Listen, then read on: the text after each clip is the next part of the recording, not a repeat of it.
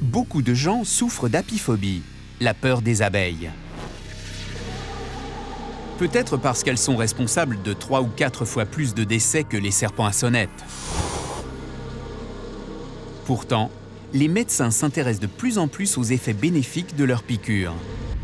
Je pratique la médecine naturelle depuis environ 12 ans et je suis toujours ébahi par le pouvoir de la nature. Chris Kleronomos, du Centre de la douleur de Salem dans l'Oregon, est spécialisé dans l'apithérapie. Les abeilles et les traitements qui en dérivent sont sans doute la forme de médecine la plus vieille du monde.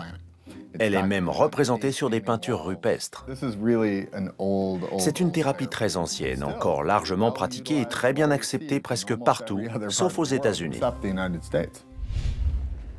Je mets mon équipement de protection. L'apiculteur Bill Lewis a servi de cobaye involontaire. À un moment, j'avais des douleurs dans les coudes, à force de jouer au tennis ou Dieu sait quoi. Il a fallu que je déplace une ruche un soir. Je me suis fait piquer une quarantaine de fois à chaque coude. Avec des conséquences surprenantes. Ce qui est incroyable, c'est que le lendemain, mes douleurs au coude avaient disparu. Les apiculteurs souffrent rarement de douleurs articulaires. Des recherches intéressantes ont été menées, pour les plus récentes en Allemagne, où on a étudié le taux de maladies chroniques chez les apiculteurs par rapport au reste de la population. Il était significativement plus faible.